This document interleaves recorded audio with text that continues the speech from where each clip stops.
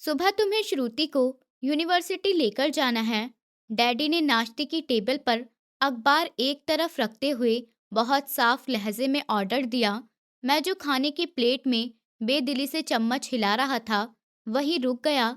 मेरा हाथ हवा में ही था और मैंने बड़ी हैरत से नजरें उठाकर अपने डैडी की तरफ देखा था। डैडी, ये मैं नहीं कर सकता। डैडी ने फौरन अपनी चाय की प्याली होठों से लगाते हुए मुझे सवालिया नजरों से देखा, तो मैंने अपनी बात जारी रखी। मैंने आपके कहने पर शादी कर ली थी। क्या ये काफी नहीं था या ये कम था कि आप मुझ पर और जिम्मेदारियां डाल रहे हैं? मुझसे इससे बढ़कर और क्या चाहिए आपको? अब मैंने अपनी मर्जी, अपनी खुशी, सब कुछ तो आपके कदमों में रख दी है। अब ये ड्राइवर वाले काम मुझसे नहीं होंगे। घर में इतने नौकर हैं, ड्राइवर फालतू बैठे हैं, किसी को भी कह दीजिए वो उसे छोड़ आएगा। मेरा लहजा सख्त होता जा रहा था। मैं पहले ही इस जबरदस्ती के रिश्ते से बहुत उदास था और अब ये नया ऑर्डर मुझे और ज्यादा गुस्सा दिला रहा था। डैडी ने चाय का कप टेबल पर रखा और बहुत सीरियस होकर अपने इकलौते बेटे को देखा। देखो आकाश, ड्राइवर और पति में फर्क होता है। तुमने उस लड़की से शादी की है तो इस रिश्ते को निभाने की कोशिश भी करो। वो तुम्हारी पत्नी है, कोई गैर नहीं जिसे ड्राइवर के हवाले कर दिया जाए। जिम्मेदारी उठाना सीखो। अपने डैडी की ये बात सुनकर मैं गुस्से से वहां से उठ खड़ा हुआ। कुर्सी पीछे घसीटने की जोरदार आवाज आई।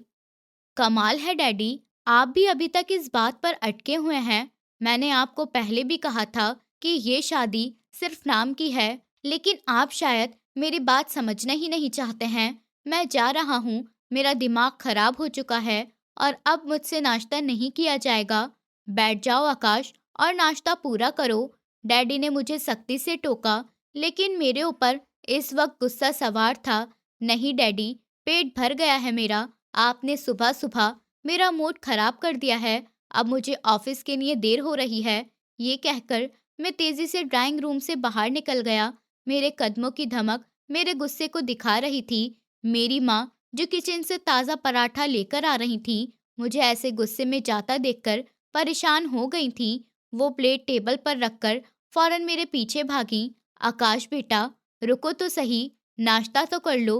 तुमने कुछ खाया भी नहीं है बेटा, मेरी बात तो सुनो। आकाश, मेरी माँ पीछे आवाज देती रह गई, लेकिन मैंने मुड़कर भी नहीं देखा। मैं गाड़ी की चाबी उठाता हुआ गेट से बाहर निकल गया और कुछ ही देर में गाड़ी के टायरों की चुर चुर की आवाज आई।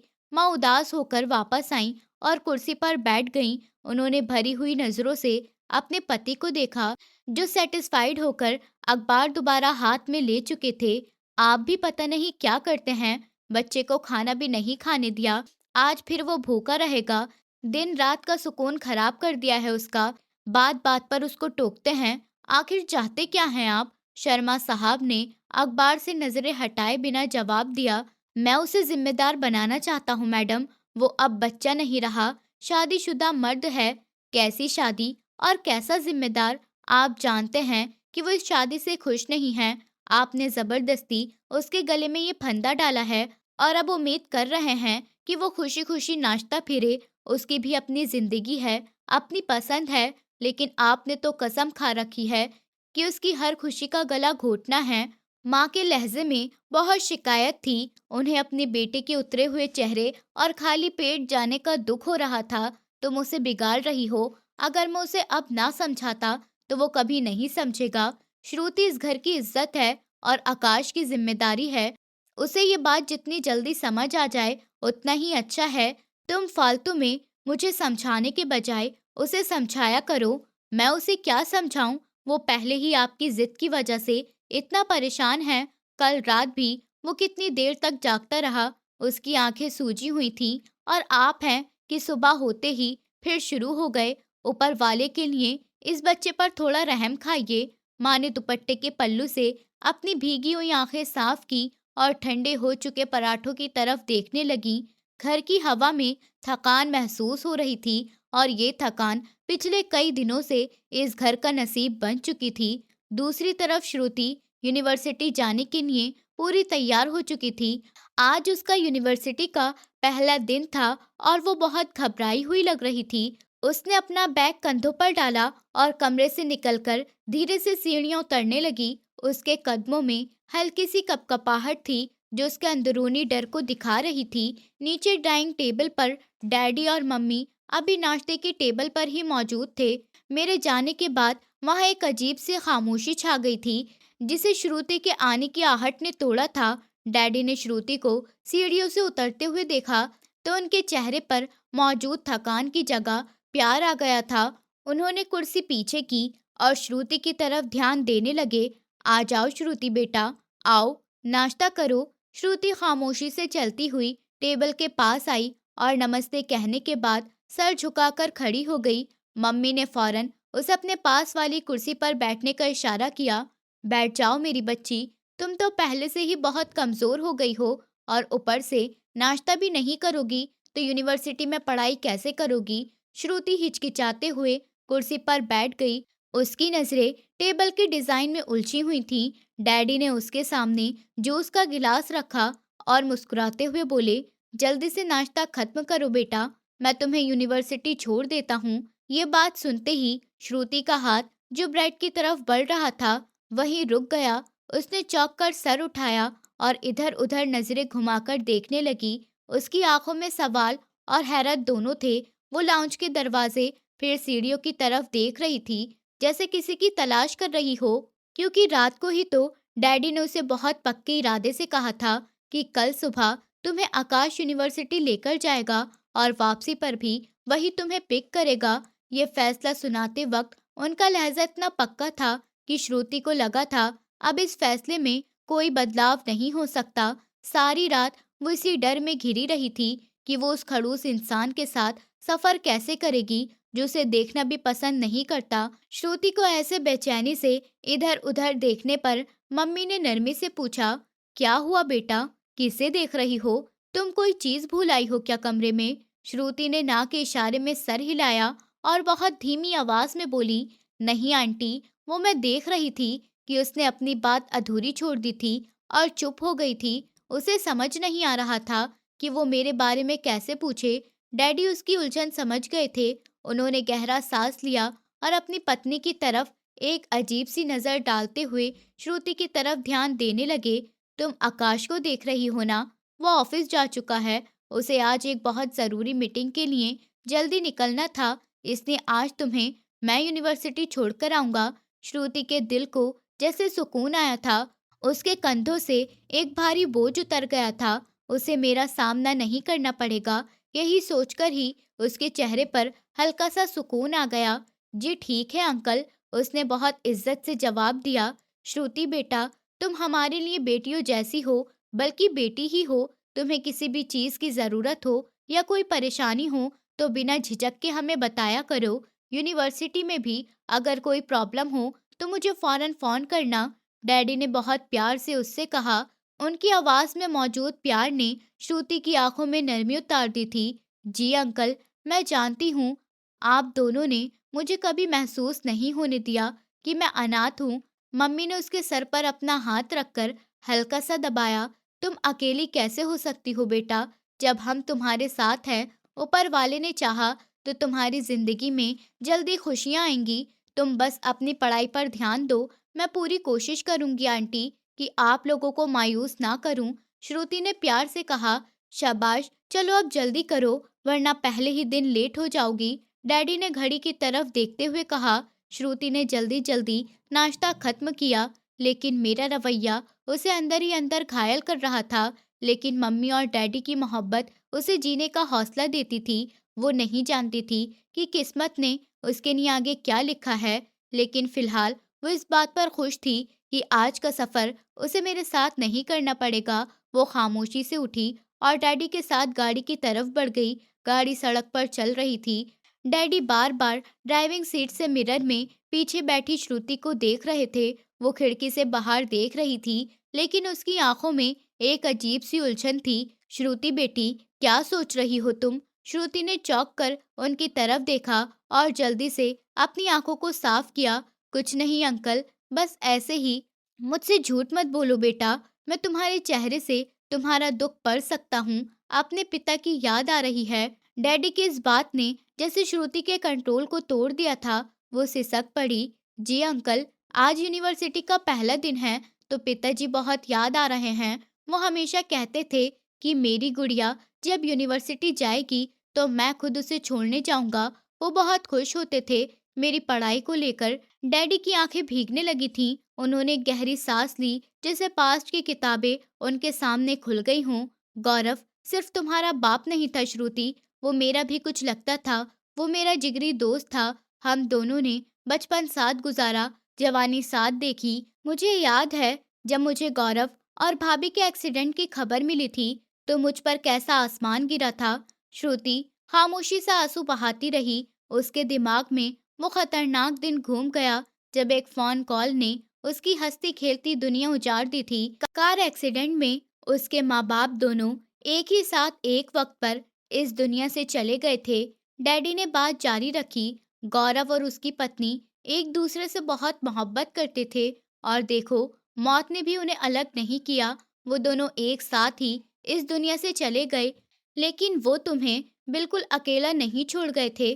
तुम्हें पता है श्रुति, जब मैं वहां पहुंचा और तुम्हें अकेले घर के लॉन में बैठा देखा तो मेरा दिल फट गया था। मैं बिल्कुल अकेली हो गई थी अंकल। मेरा तो और कोई भी नहीं था।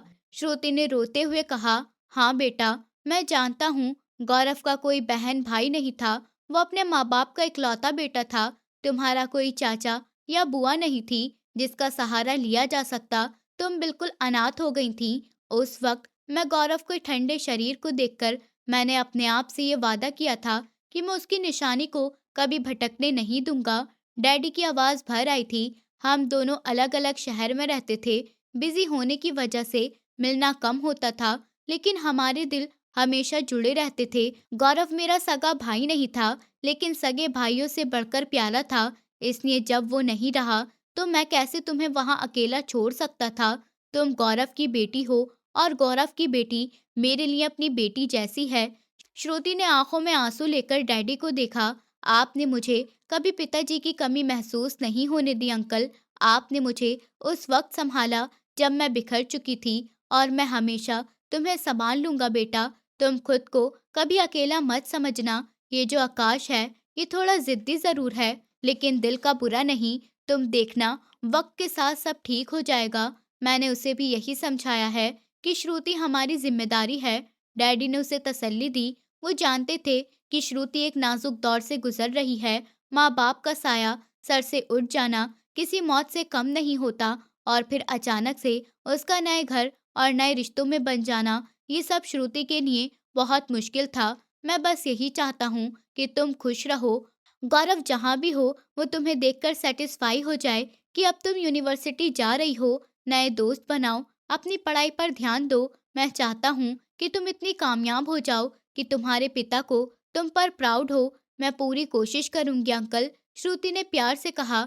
डैडी की बातों ने उसे काफी हौसला दिया था। वो जो खुद को दुनिया से अकेला समझ रही थी, उसे एहसास हुआ कि डैडी की शक्ल में एक मजबूत साया अब भी उसके सर पर मौजूद है। गाड़ी अब यूनिवर्सिटी के पास पहुंच रही थी और श्रुति ने खुद को आने वाले वक्त के लिए तैयार करना शुरू कर दिया था। मैं अपनी यूनिवर्सिटी की एजुकेशन पूरी करने के बाद हायर स्टडीज के लिए विदेश गया था। मैं हमेशा से एक इंटेलिजेंट स्टूडेंट रहा था और अपने करियर को लेकर बहुत सीरियस था, लेकिन फॉरेन में मेरी जिंदगी में एक बहुत बड़ा चेंज आया था। वहीं यूनिवर्सिटी में मेरी मुलाकात आकांक्षा से हुई थी।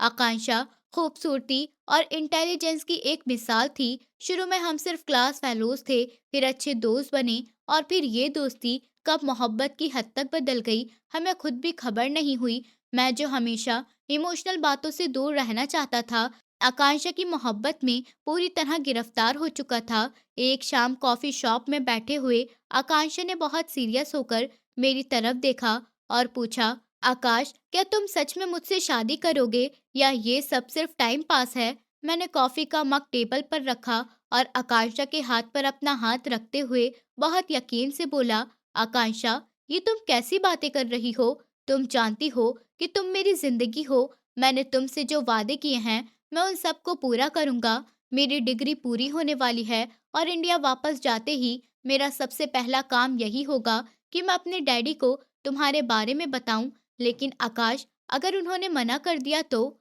आकांक्षा की आवाज में डर मौजूद था। वो मना नहीं करेंगे आकांक्षा। मैं उनका इकलौता बेटा हूँ और वो मेरी खुशी सबसे ऊपर रखते हैं। मैं उन्हें मना लूंगा। और वैसे भी वो पढ़े लिखे लोग हैं, उन्हें तुम पर कोई ऑब्जेक्शन नहीं होगा। मैं चाहता हूँ कि हम जल्द से जल्द शादी कर लें। मेरी आंखों में फ्यूचर के खूबसूरत ख्वाब थे। मैं आकांक्षा से बहुत मोहब्बत करता था और उसे अपना हमसफर बनाने का फैसला कर चुका था।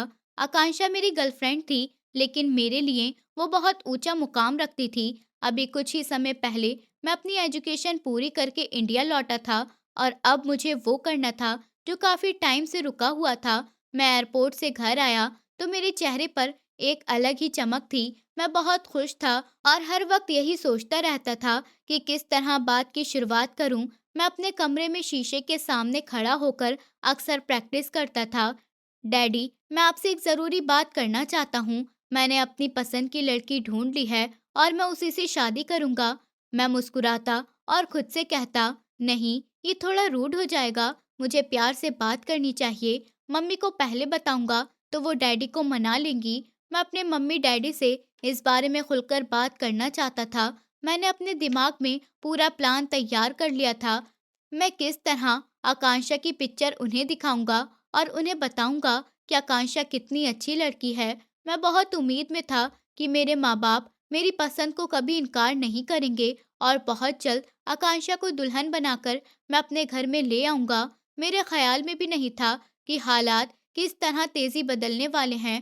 मैं अपनी खुशियों के महल को बना रहा था, जबकि तकदीर मेरे लिए एक बहुत बड़ा टेस्ट तैयार करके बैठी थी।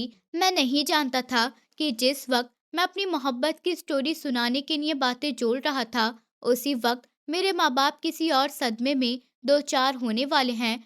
मैं अभी अपने ख्यालों को बातों का रूप देने के लिए ठीक वक्त का इंतजार ही कर रहा था कि अचानक घर के लैंडलाइन पर फोन की घंटी बजी। इस बेवक्त की कॉल ने सबको चौंका दिया था। डैडी ने आगे बढ़कर फोन उठाया। हेलो। दूसरी तरफ से जो बात कही गई, उसे सुनते सुनते ही डैडी के हाथ से रिसीवर छूटते छूटते बचा। उनके चेहरे का रंग हल्दी की तरह पीला पड़ गया था और माथे पर पसीने की बूंदें दिख रही थीं। वो सोफे पर गिरने वाले अंदाज में बैठ गए और बेयकीनी से बोले, ये तुम क्या कह रहे हो? ये कैसे हो सकता है? अभी कल ही तो मेरी गौरव से बात हुई थी। मम्मी, जो किचन से पानी का जग लेकर आ रही थी, डैडी को इस हालत में देखकर घबरा गई थी। उन्होंने जग टेबल पर रखा और तेजी से उनके पास आई। क्या हुआ? सब ठीक तो है? किसका फोन है और आप इतने परेशान क्यों हैं? डैडी ने कांपते हुए हाथों से फोन रखा और अपनी भीगी आंखों को उठाकर मम्मी की तरफ देखा। उनकी आवाज उनके गले में फंस रही थी। गौरव नहीं रहा सुनीता। गौरव और भाभी दोनों हमें छोड़कर चले गए। उनकी गाड़ी का एक्सीडेंट हुआ था और वो उसी वक्त उनकी आवाज बंद हो गई थी और वो अपनी बात पूरी नहीं कर सके थे। मम्मी के मुंह से एक चीख निकली और वो वहीं कालीन पर बैठ गईं। घर में तूफान मच गया था। मैं जो अपने कमरे में था, शोर सुनकर बाहर भागा। डैडी, क्या हुआ? मम्मी, आप रो क्यों रही हैं? बेटा, तुम्हारे गौरव अंकल और आंटी अब इस दुनिया में नहीं रहे। हमें फौरन दूसरे शहर निकलना होगा। डैडी ने मुश्किल से खुद को संभालते हुए कहा। मैं भी ये सुनकर हैरान हो गया था, लेकिन इस वक्त मुझे अपने माँ बाप को संभालना जरूरी था। इस वक्त डैडी और मम्मी ने अपना जरूरी सामान लिया और ड्राइवर को गाड़ी निकालने का ऑर्डर दिया और मुझे घर की जिम्मेदारी सौंपकर वो दोनों फौरन दूसरे शहर के लिए निकल गए थे। रास्ते भर डैडी की आंखों में आंसू थे। वो बार बार एक ही बात दोहरा रहे थे, मेरा यार चला गया सुनीता। मैं बिल्कुल अकेला हो गया। अभी तो हमने बहुत सी बातें करनी थी, बहुत सा वक्त गुजारना था। उसने बहुत जल्दबाजी की। जब वो गौरव साहब के घर पहुंचे तो वहां का मंजर दिल दहला देने वाला था। घर में लोगों की भीड़ थी और बीच में श्रुति बिल्कुल पत्थर की मूरत बनी बैठी थी। ना वो रो रही थी और ना ही किसी से बात कर रही थी। उसकी आंखें बिल्कुल खामोश थीं और चेहरा बिल्कुल सपाट था। सारे काम होने के बाद जब मेहमान भी चले गए तो घर में एक खामोशी छा गई थी। डैडी ने श्रुति को देखा, जो अभी तक उसी जगह बैठी थी जहां सुबह बैठी थी। उनका दिल खून के आंसू रोया। उन्होंने मम्मी की तरफ देखा और धीमी आवाज में बोले, देख रही हो सुनीता, गौरव की बच्ची कैसे अकेली रह गई है। उसके इस घर में उसका कोई नहीं है, ना कोई बहन ना भाई और ना ही कोई करीबी रिश्तेदार। अकेली जान इस शहर में कैसी रहेगी। मम्मी ने अपनी आंखें साफ की और भीगती आवाज में कहा, आप ठीक कहते हैं, हम इसे यहाँ अकेला नहीं छोड़ सकते। ये तो गम से पागल हो जाएगी। बच्ची है, अभी दुनिया को पहचानती भी नहीं है। मैंने फैसला कर लिया है, डैडी ने फैसला भरे अंदाज में कहा। श्रुति हमारे साथ हमारे घर जाएगी। गौरव की बेटी अब मेरी बेटी है। मैं उसे इस अकेले घर में रोने के लिए नहीं छोड़ सकता। वो उठकर श्रुति के पास गए और उसके सर पर प्यार से हाथ रखा। श्रुति बेटी। श्रुति ने खाली आंखों से ऊपर देखा। उठो बेटा और अपना जरूरी सामान पैक कर लो। श्रुति ने सवालिया नजरों से उन्हें देखा तो वो बदले में बोले, तुम यहाँ नहीं रहोगी श्रुति, तुम हमारे साथ हमारे घर चलोगी। आज से वही तुम्हारा घर है और हम ही तुम्हारे माँ बाप हैं। मैं अपने दोस्त की निशानी को बर्बाद नहीं होने दूंगा। श्रुति कुछ नहीं बोली, बस खामोशी से उठ खड़ी हुई। शायद उसमें इनकार करने या बहस करने की हिम्मत नहीं बची थी। उसे जहां ले जाया जा रहा था वो जाने के लिए तैयार थी। उसके लिए अब हर जगह बराबर थी, क्योंकि जिनसे घर बनता है वो तो उसे छोड़कर जा चुके थे। डैडी ने घर को ताला लगाया और श्रुति को गाड़ी में बिठा लिया। जब गाड़ी शहर से निकली तो श्रुति ने मुड़कर अपने घर की तरफ भी नहीं देखा। वो अपने साथ सिर्फ यादें लेकर जा रही थी। डैडी उसे अपने साथ ले आए थे, ये जाने बिना कि उनके इस फैसले का उनके अपने बेटे की जिंदगी पर क्या असर पड़ेगा। वो बस ये जानते थे कि उन्होंने दोस्ती को निभा लिया है। श्रुति को इस घर में आए हुए अभी कुछ ही दिन गुजरे थे, लेकिन घर का माहौल बदल सा गया था। वो अपने कमरे में बंद रहती और बहुत कम बाहर निकलती थी। डैडी और मम्मी पूरी कोशिश करते कि उसे घर का एहसास दिलाएं, लेकिन लोगों की जबानें कहाँ रुकती थीं। मोहल्लेदार और रिश्तेदार जो अफसोस के बहाने आते थे, उनकी नजरें श्रुति पर कम और घर के हालत पर ज्यादा होती थीं। ड्राइंग रूम में बैठी एक दूर की रिश्तेदार औरत ने चाय का कप रखते हुए मम्मी की तरफ देखा और चालाक अंदाज में बोली, भाभी, आपने बहुत अच्छा काम किया है कि अनाथ बच्ची को सहारा दिया है, लेकिन जरा जमाने का भी तो सोचिए। श्रुति अच्छी खासी जवान है और खूबसूरत भी है, और आपका बेटा आकाश भी घर में जवान है। दोनों का एक छत के नीचे रहना लोगों को बातें बनाने का मौका देगा। मम्मी ने थोड़ी सख्ती से उन्हें देखा और बोली, आप ये कैसी बातें कर रही हैं। श्रुति मेरी बेटी जैसी है और आकाश उसे अपनी बहन समझता है। मेरे बच्चे के दिमाग में ऐसी कोई बात नहीं है और ना ही श्रुति ऐसी है। वो तो बेचारी अभी अपने माँ बाप के गम से नहीं निकल पाई। अरे भाभी, हम तो आपके भले के लिए कह रहे हैं। जमाना बहुत खराब है। कल को अगर कोई बात ही हो गई तो आकाश की शादी में प्रॉब्लम हो सकती है। लोग तरह तरह की बातें बनाएंगे कि जवान बेटा घर पर है और जवान लड़की को साथ रखा हुआ है। ये बातें सिर्फ ड्राइंग रूम तक नहीं रही थी, बल्कि ये बातें अब श्रुति के कानों तक भी पहुंच रही थीं, जिसकी वजह से वो बिल्कुल टूट चुकी थी। वो पहले ही अपने गम से निढाल थी और अब ये बातें उसे और जख्मी कर रही थीं। वो बहुत मासूम और खूबसूरत लड़की थी, लेकिन इन दिनों उसका चेहरा मुरझाया हुआ फूल लग रहा था। दूसरी तरफ मैं बिल्कुल अलग था। मेरा श्रुति से आमना सामना बहुत दिनों से नहीं हुआ था। मैं सुबह सवेरे ऑफिस निकल जाता और फिर शाम को अपनी जॉब के बाद अपनी गर्लफ्रेंड आकांक्षा के साथ वक्त गुजारता था। मुझे घर के इन सीरियस मैटर का जरा सा भी अंदाजा नहीं था। मैं अपनी ही दुनिया में मगन था। सिर्फ एक दो बार ही श्रुति ने मुझे देखा था, जब वो पानी लेने किचन में आई थी और मैं हॉल से गुजर रहा था। लेकिन उस वक्त श्रुति अपने दुखों में इस तरह घिरी हुई थी कि उसने नजर उठाकर भी नहीं देखा कि सामने कौन है। लोगों की चुपती हुई बातें सुनकर और मोहल्ले वालों के जोर जोर के ताने सुनकर तंग आकर आखिरकार डैडी ने वो फैसला कर लिया जो वो करना चाहते थे।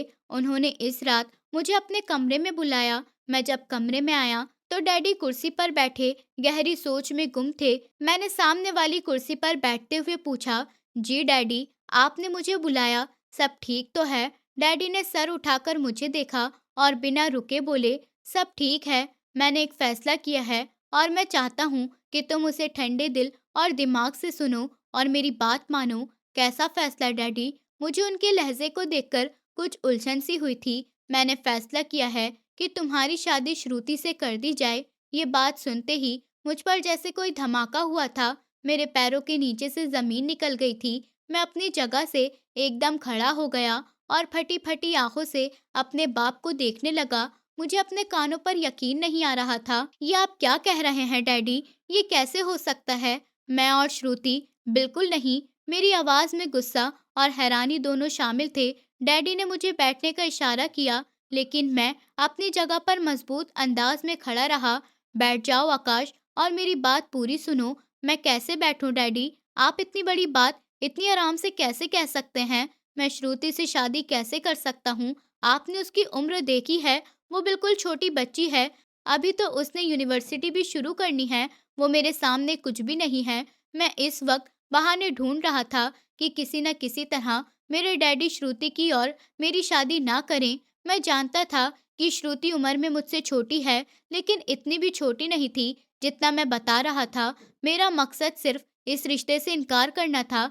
डैडी ने बहुत आराम से जवाब दिया, उम्र से कोई फर्क नहीं पड़ता आकाश। लड़के हमेशा उम्र में बड़े ही होते हैं। हमारी सोसाइटी में ये कोई नई बात नहीं है। श्रुति घर की बच्ची है, शरीफ है और मुझे बहुत प्यारी है। मैं चाहता हूँ ये अपनी एजुकेशन पूरी करे, अपने पैरों पर खड़ी हो।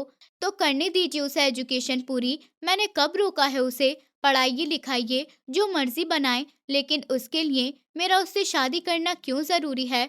मैंने झुंझलाकर कहा। डैडी अपनी कुर्सी से उठे और मेरे पास आकर खड़े हो गए। समझने की कोशिश करो बेटा, वो जवान है और तुम भी जवान हो। ऐसे ये हमारे घर में रहेगी तो लोग तरह तरह की बातें बनाएंगे। लोग पहले ही उंगलियां उठा रहे हैं कि जवान बेटा घर पर है और जवान लड़की को साथ रखा हुआ है। कल को कोई ऊंच नीच हो गई तो मैं गौरव को क्या मुंह दिखाऊंगा? डैडी, लोगों का तो काम है बातें करना। हम लोगों की वजह से अपनी जिंदगियां तो नहीं बदल सकते। मैंने श्रुति को उस नज़र से देखा ही नहीं। वो मेरे लिए एक अजनबी लड़की है जिसे आप घर ले आए हैं। इसलिए तो कह रहा हूँ कि उसे अजनबी मत रहने दो। मैं चाहता हूँ कि वो एक असली रिश्ते में रहकर हमारे घर में रहे। जब वो तुम्हारी पत्नी होगी तो किसी को कोई प्रॉब्लम नहीं होगी और कोई बात नहीं करेगा। ये उसकी प्रोटेक्शन के लिए भी ज़रूरी है और हमारी इज्जत के लिए भी। डैडी, मुझे लोगों की बातों से कोई फर्क नहीं पड़ता।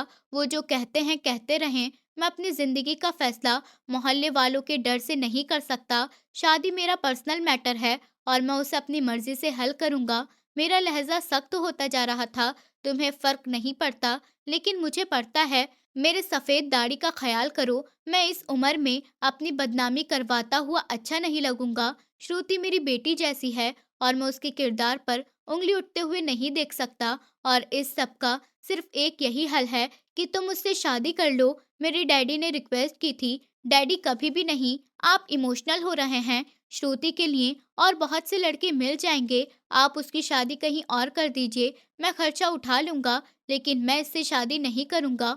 मैंने अपना आखिरी फैसला सुनाया। क्यों नहीं करोगे? क्या कमी है उसमें? खूबसूरत है, खानदानी है, पढ़ी लिखी है।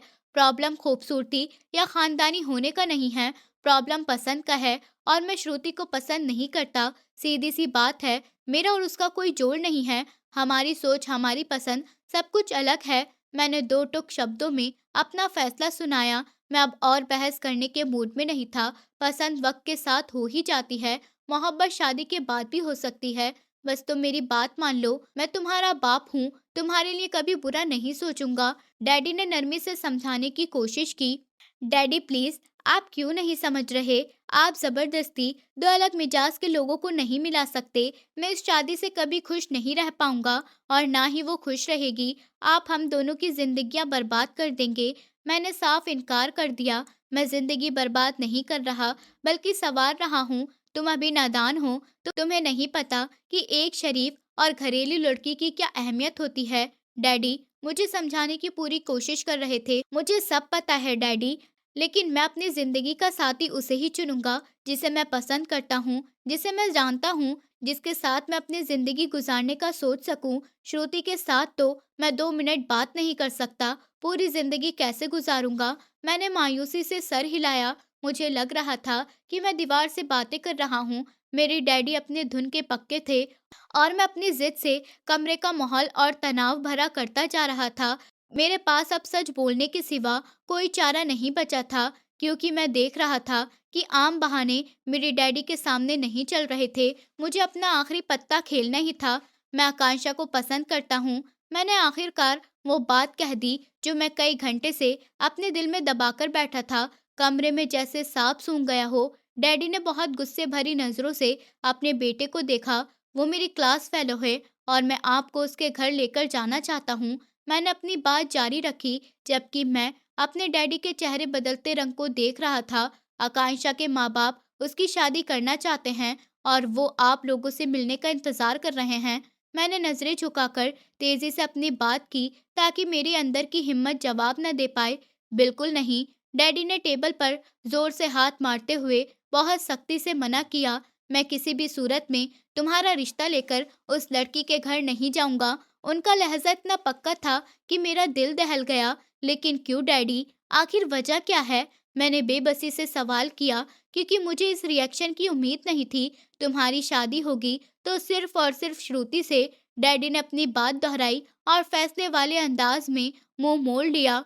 मम्मी, आप डैडी को समझाइए प्लीज। मैंने उम्मीद भरी नजरों से अपनी माँ की तरफ देखा जो खामोश खड़ी आंसू बहा रही थी। ये मेरी जिंदगी का फैसला है डैडी। मैंने दोबारा अपने डैडी से कहा। मेरी आवाज में कपकपाहट थी। आज तक मैंने आपका हर ऑर्डर माना है, कभी आपके आगे उफ तक नहीं किया। मैंने उन्हें याद दिलाया कि मैं हमेशा से एक तमीज़दार बेटा रहा हूँ। मेरी ज़िंदगी का फैसला मेरी मर्ज़ी से होना चाहिए, ये मेरा हक है। मैंने अपना हक जताने की कोशिश की, लेकिन सामने दीवार खड़ी थी। तुम्हारा हक वो है जो मैं तुम्हें दूँगा, डैडी ने सख्त लहज़े में कहा। डैडी, आप मेरे साथ ऐसा नहीं कर सकते। मैं आपका ही बेटा हूँ। कोई माँ-बाप अपने बेटे के साथ ऐसा कैसे कर सकते हैं? हर किसी को अपनी पसंद से शादी करने की ख्वाहिश होती है। अगर मैं भी करना चाहता हूँ, तो आप लोगों को क्या प्रॉब्लम है? या फिर आप मेरी खुशी में खुश नहीं होना चाहते? मैंने भारी आवाज़ में कहा था। बस, हमने कह दिया कि तुम्हारी शादी श्रुति के साथ होगी, तो श्रुति के साथ ही होगी। अब तुम्हारी कोई बात नहीं सुनी जाएगी और जिस लड़की के बारे में तुम मुझे बता रहे हो, उससे तो बिल्कुल भी नहीं। चाहे वो कोई भी हो, श्रुति मेरे दोस्त की आखिरी निशानी है और मैं उसे यूँ दर-बदर भटकने के लिए नहीं छोड़ सकता। अब तुम्हें ही उसका साथ देना होगा। अगर तुमने ऐसा नहीं किया, तो मैं तुमसे अपने सारे रिश्ते खत्म कर दूँगा। डैडी ने बहुत सख्त लहज़े में कहा। डैडी, ये आप कैसी बातें कर रहे हैं? मुझे श्रुति बिल्कुल भी पसंद नहीं है। अगर वो मुझे पसंद होती, तो मैं कभी इनकार नहीं करता। मैं सिर्फ़ आकांक्षा से मोहब्बत करता हूँ। मैं किसी और से शादी कभी नहीं करूँगा। मैं अपनी मर्ज़ी से शादी करूँगा। मैं अपनी बात कहता रहा, लेकिन सामने जैसे मेरी बातों का कोई असर ही नहीं पड़ रहा था। तुम्हारी मर्ज़ी वही होगी जो मेरी मर्ज़ी होगी, डैडी ने सख्त लहज़े में कहा। ये कहते हुए मैं गुस्से से बाहर निकला था। मैंने गुस्से से दरवाज़ा खोला और धड़ाम से बंद करते हुए घर से बाहर निकल गया। आकांक्षा की बार-बार कॉल आ रही थी। मोबाइल की स्क्रीन लगातार रोशन हो रही थी। मैंने गाड़ी में बैठकर मोबाइल साइलेंट पर लगा दिया क्योंकि मेरे अंदर बात करने की हिम्मत नहीं थी। आकांक्षा ने अपने घरवालों को टाइम दिया था कि मैं अपने घरवालों को लेकर उसके घर आऊँगा। मैं जानता था कि वहाँ सारी अरेंजमेंट पूरी हो गई होगी। मैं यहाँ बेबसी से स्टैचू बना बैठा था, लेकिन मेरे डैडी चलने से इनकार कर गए थे और मैं खाली हाथ उनके सामने नहीं जा सकता था। मैं रात के वक़्त घर वापस आया और सीधा अपने कमरे में जाकर लेट गया। अभी मुझे लेटे हुए कुछ ही देर हुई थी कि दरवाज़ा खुला और डैडी अंदर आए। "उठकर बैठो आकाश, मुझे तुमसे बात करनी है।" डैडी ने कुर्सी खींचकर मेरे बेड के पास रखी।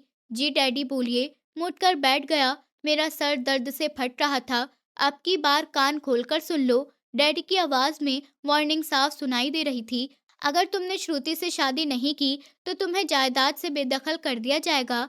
ये बात मेरे लिए किसी कौड़े से कम नहीं थी। मैं हैरान रह गया था। "ये आप क्या कह रहे हैं?" मैंने सदमे से अपने बाप को देखा जो अपने बेटों को पैसों में तोल रहा था। "मैं बिल्कुल ठीक कह रहा हूँ। ये घर, ये गाड़ी, ये बैंक बैलेंस सब मुझसे है।" उन्होंने एक-एक बात चबाकर कही थी। "मैं आपका इकलौता बेटा हूँ। आप मेरे साथ ऐसा नहीं कर सकते।"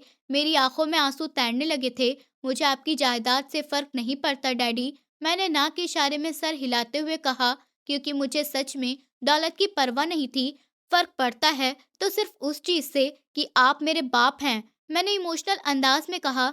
"मेरा दिल बुरी तरह टूटा हुआ था, तो फिर अगर बाप समझते हो तो मेरी बात मानो।" डैडी ने फौरन से मेरी बात पकड़ी, श्रुति से शादी कर लो, मेरी इज्जत रह जाएगी। उन्होंने अपना लहजा थोड़ा नरम किया ताकि मुझे पिघला सकें। श्रुति अच्छी लड़की है, खुश रहोगे उसके साथ, वो मुझे यकीन दिला रहे थे, जबकि मेरा दिल इस बात को मानने के लिए बिल्कुल तैयार नहीं था।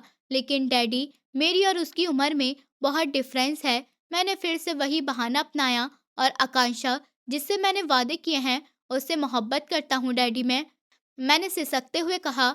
मुझे अपनी मोहब्बत हाथ से जाती हुई महसूस हो रही थी। ये मोहब्बत सब धोखा है, शादी के बाद सब ठीक हो जाएगा। डैडी ने फैसला सुनाया और कमरे से बाहर निकल गए। मैं बहुत परेशान था, मुझे समझ नहीं आ रही थी कि मैं क्या करूं। जब ही अचानक से आकांक्षा की कॉल स्क्रीन पर आती दिख रही थी। किधर हो तुम आकाश? कॉल उठाते ही दूसरी तरफ से आकांक्षा की गुस्से भरी आवाज आई। तुम तो 8 बजे आने वाले थे, अभी 10 बज रहे हैं। उसकी आवाज में शिकायत और परेशानी दोनों थी। आई एम सॉरी आकांक्षा, मेरी आवाज गले में फंस गई थी। मुझे समझ नहीं आया कि क्या बहाना पेश करूं। मैं नहीं आ सकता, मैंने मुश्किल से ये बात कही और आंखें बंद कर ली। क्यों नहीं आ सकते तुम? सब ठीक तो है ना? आकांक्षा एकदम परेशान हो गई, उसका लहजा नरम पड़ गया। यार डैडी नहीं मान रहे। मैंने सच बता दिया क्योंकि अब झूठ बोलने की गुंजाइश नहीं थी। क्यों? क्यों नहीं मान रहे तुम्हारे डैडी? आकांक्षा ने हैरत से पूछा। उसे इस बात की उम्मीद नहीं थी। उन्हें तो तुम्हारी बात मान लेनी चाहिए थी क्योंकि तुम्हारी जिंदगी का फैसला है।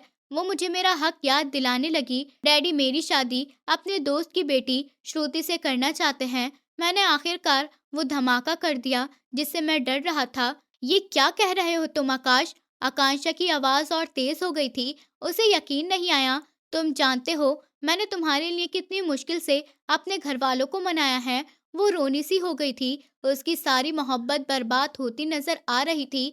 मेरे माँ बाप कब से ड्राइंग रूम में बैठे हैं और तुम कह रहे हो डैडी नहीं मान रहे। उसने मुझे एहसास दिलाया कि वो किस तरह शर्मिंदगी का सामना कर रही है। तुम मेरे साथ ऐसा नहीं कर सकते आकाश। आकांक्षा चिल्ला पड़ी थी। उसका कंट्रोल टूट गया था। धोखा दे रहे हो तुम मुझे। ये सब तुम्हारा प्लान था। उसने फौरन मेरे ऊपर इल्जाम लगा दिया। मेरी बात सुनो आकांक्षा, मैं तुम्हें धोखा नहीं दे रहा। मैंने तड़प कर कहा। मैं इस इल्जाम को बर्दाश्त नहीं कर सकता था। मैं डैडी से बात कर रहा हूँ, मैं उन्हें मनाने की कोशिश कर रहा हूँ। मैंने अपनी सफाई देने की कोशिश की। मैंने यही बात कही थी कि दूसरी तरफ से फोन कट गया। मैं हेलो हेलो करता रह गया था, लेकिन कांटेक्ट खत्म हो चुका था। मैंने फौरन दोबारा नंबर मिलाया, लेकिन फोन बंद जा रहा था। मैंने गुस्से से मोबाइल बेड पर पटक दिया। मुझे ऐसा लग रहा था जैसे मैं किसी कीचड़ में फंसता जा रहा हूँ। एक तरफ बाप का घमंड था और दूसरी तरफ मेरी मोहब्बत, और मैं दोनों के बीच फंसकर रह गया था। दूसरे दिन सुबह नाश्ते की टेबल पर मैंने अपनी एक आखिरी कोशिश करनी चाहिए। अब मुझे और बर्दाश्त नहीं हो रहा था। डैडी, मैं श्रुति से शादी किसी भी सूरत में नहीं करूंगा। मुझे आकांक्षा पसंद है, मैं सिर्फ उसी से शादी करूंगा। मैंने उससे बहुत वादे किए हैं, मैं अपने वादों से पीछे नहीं हट सकता। डैडी, जो पानी का गिलास पीने के लिए उठा ही रहे थे, उनका हाथ हवा में ही रह गया। चुप हो जाओ, उनकी जोरदार आवाज गूंजी। मैं किसी भी सूरत में तुम्हारा रिश्ता लेकर उस लड़की के घर नहीं जाऊंगा। ये बात अपने दिमाग से निकाल दो। मेरे जीते जी तो ऐसा कभी नहीं हो सकता। उनका लहजा इतना अटल था कि मेरा दिल दहल गया। मैंने सर उठाया।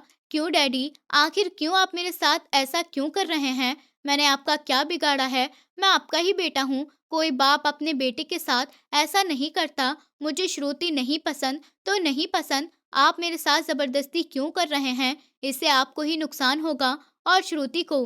तुम्हारी शादी होगी तो सिर्फ श्रुति से। ये मेरा आखिरी फैसला है। डैडी ने अपना आखिरी फैसला सुना दिया और अपना मुंह फेर लिया। अगर तुमने मेरी बात नहीं मानी आकाश शर्मा, तो याद रखना। डैडी अपनी जगह से खड़े हो गए थे और उंगली उठाकर बोले, अगर तुमने श्रुति से शादी नहीं की तो तुम्हें अपनी जायदाद से बेदखल कर दूंगा। मैं तुमसे अपने सारे रिश्ते तोड़ दूंगा। मैं तुम्हें पलटकर भी नहीं देखूंगा। इस घर से निकाल दूंगा।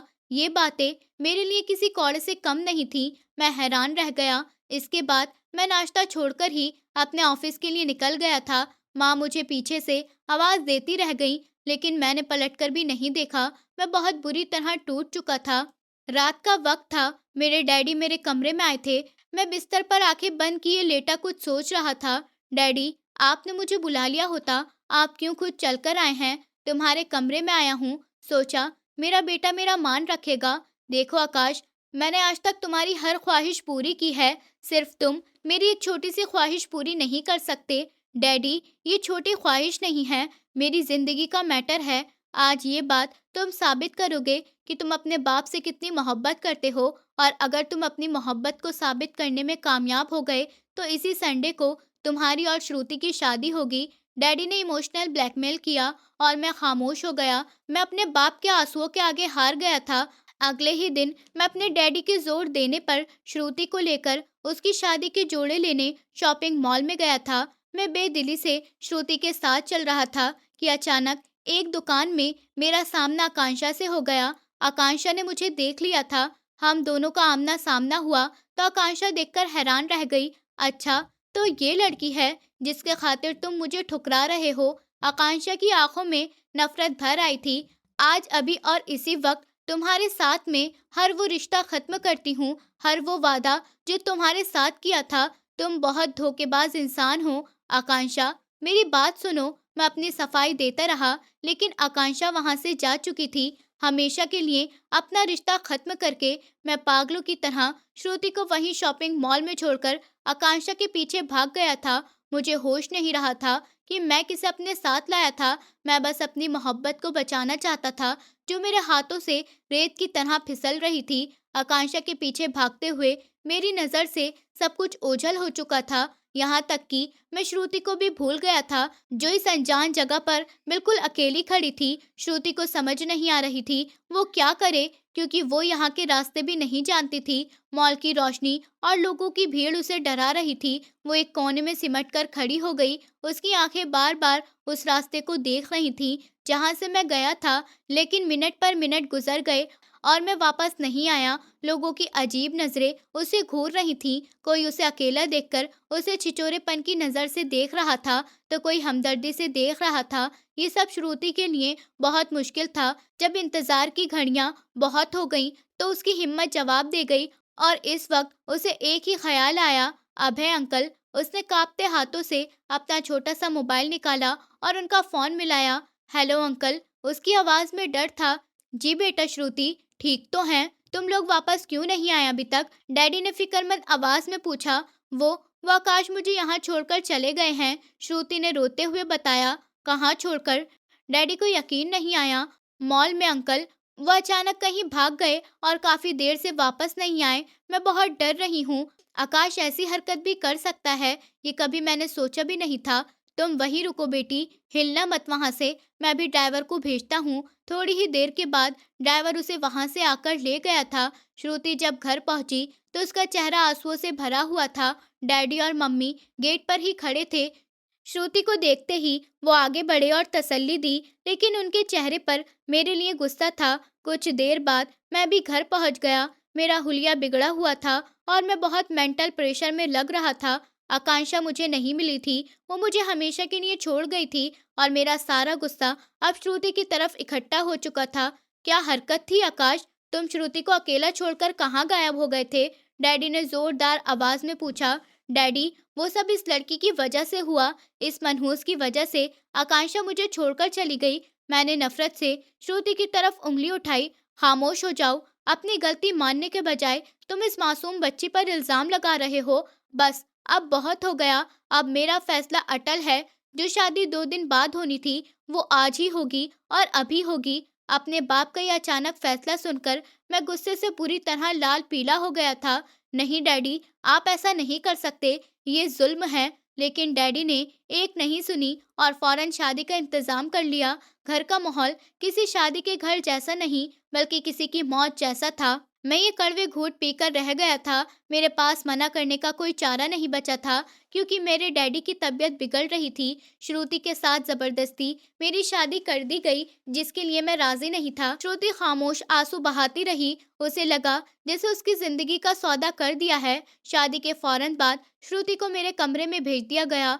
कुछ देर बाद दरवाजा खुला और मैं अंदर आया। श्रुति, जो घूंघट निकाले बैठी थी, सहम गई। उसे देखते ही मैं बोला। मेरे लहजे में सख्ती और नफरत कूट कूट कर भरी हुई थी। क्यों आई हो तुम मेरे कमरे में? निकलो यहाँ से, वो आंटी छोड़कर गई हैं मुझे यहाँ। वो घबराती हुई बोली थी, ये जबरदस्ती का रिश्ता, मुझसे कोई उम्मीद मत रखना, और ये रिश्ता कभी और किसी वक्त भी खत्म हो सकता है। मैंने नफरत भरे लहजे में कहा था और जाकर सोफे पर लेट गया था, श्रुति की तरफ पीठ करके। श्रुति का नाजुक दिल टूटकर चकनाचूर हो गया था। श्रुति ने सच्चे दिल से मुझे अपनाया था, लेकिन मैं उससे बहुत नफरत करता था। श्रुति अच्छे से जानती थी कि मैं किसी और लड़की से मोहब्बत करता हूँ, लेकिन इस तरह बेइज्जती की उसे उम्मीद नहीं थी। अगली सुबह डैडी ने श्रुति का यूनिवर्सिटी में एडमिशन करवा दिया था, और ये जानते हुए भी कि मैं श्रुति से बहुत नफरत करता हूँ, उसका एडमिशन मेरी ही यूनिवर्सिटी में करवाया था जहाँ मैं प्रोफेसर था। ये बात श्रुति को नहीं मालूम थी।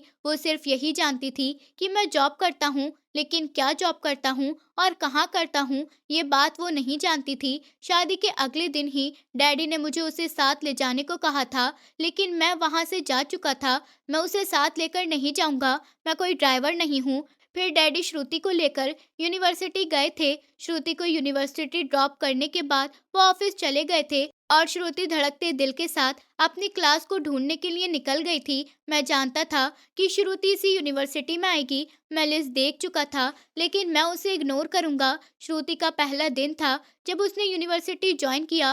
वो अपनी क्लास में जाकर बैठ गई। वो बहुत नर्वस थी और प्रार्थना कर रही थी कि दिन अच्छा गुजर जाए। आपका नाम क्या है मिस? बराबर में बैठे एक लड़के ने उसकी परेशानी को महसूस करते हुए प्यार से पूछा। श्रुति उसके अचानक सवाल पर घबराकर रह गई।